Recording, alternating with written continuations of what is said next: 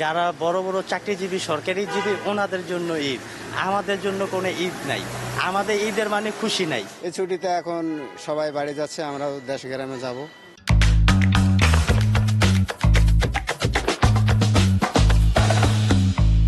Feature 360 পথের পাঁচাল আপনাদের সবাইকে স্বাগত। আসছে ঈদ, ঈদ নিয়ে অনেকের অনেক আয়োজন, অনেকে অনেক খুশি, অনেকে মেতে আছেন অনেক আনন্দে।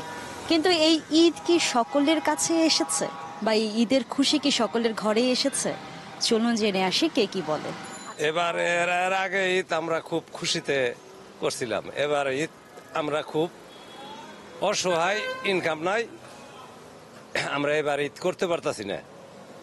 বাড়িতে বাসাইতে চাইল ডাইল নাই, ইনকাম নাই।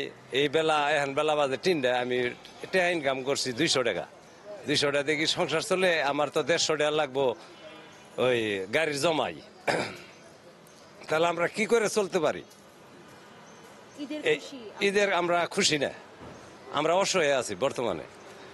আমরা যে 1 কেজি কি 2 কেজি পোলাপানের কাপড় চোপড় কিনবো, কিনতে পারতাছি না।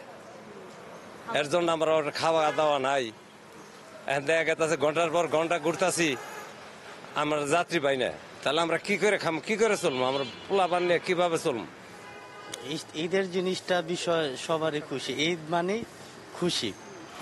আসলে এই খুশি ওরকম আসে নাই। কি কারণে আসে নাই? আমরা যেসব সেক্টরে বা জব করি, যেমন আমি প্রাইভেটে জব করি, এখন বর্তমানে আমি যদি কোনো ব্যবসা করতাম তাহলে আমার নিজের মতন পরিবার নিয়ে আমি গোছায় করতে পারতাম ঈদ। আর এখন বর্তমানে যখন আমি আরেকজনের চাকরি করি, ওনাদেরটা আমার আগে দেখতে হবে, আমার পরিবারটা পরে দেখতে হবে, যেহেতু আমি জব করি। তো এই বিষয়ে এখন এই যেমন ঈদ আসতেছে, এই ঈদে কিন্তু আমার পরিবার সাথে আমি কিন্তু করতে পারবো না। কেন আমি করতে পারবো না? আমার ওই যে স্যারেদের সাথে, ম্যাডামের সাথে, ওনাদের সাথে আমার চলে যেতে হবে, আমার আসতে হবে ঈদের পরে। তো এই কারণে তো আমার জন্য আর ঈদ না। হ্যাঁ, ঈদের খুশি না। ঈদের খুশি হয়েছে যারা বড় বড় ব্যবসায়ী, যারা বড় বড় চাকরিজীবী সরকারিজীবী, ওনাদের জন্য ঈদ। আমাদের জন্য কোনো ঈদ নাই। আমাদের ঈদের মানে খুশি নাই। আগের ঈদের থেকে এবার আর কি ছুটি অনেক দিন বেশি পেয়েছি। তাই আমি এই যে বনানী নিউ কামাল আতাতুর্কে হাবিব ব্যাংকের একটা গাড়ি চালাই, তো মোটামুটি 10 দিন 11 দিন এই আর কি ঈদের একটা আনন্দ সবাই উপভোগ করে, আমরাও করব। শুনলেন তো মানুষের কথা, এবার আপনাদের পালা। আপনাদের ঘরে কি ঈদের খুশিটা এসেছে? সেটা লিখে জানান আমাদের কমেন্ট বক্সে, এবং আমাদের লাইক করুন, শেয়ার করুন, সাবস্ক্রাইব করুন।